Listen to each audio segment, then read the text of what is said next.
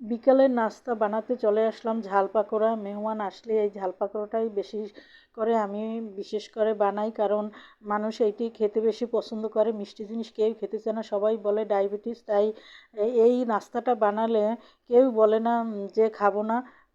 যতক্ষণ বানাই ততক্ষণই খেতে থাকে।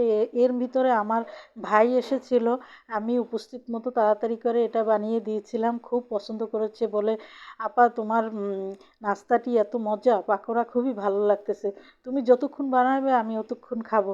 আমি মনে মনে হাসতেছিলাম, এত সাধারণভাবে একটা খাবার বানাচ্ছি তাতেই এত খুশি। আসল কথা কি, যদি কেউ কাকে ভালোবাসে এবং আদর মহব্বত থাকে, তাইলে তাতে সে যেভাবেই যাই করুক ওইটাই তার কাছে ভালো লাগে। পরের দিনে এক কাপ লাল চা দিয়েছিলাম, তাও বলে এত ভালো লাগে। আসল কথা কি, ভালো লাগার মধ্যেই খাবারের স্বাদ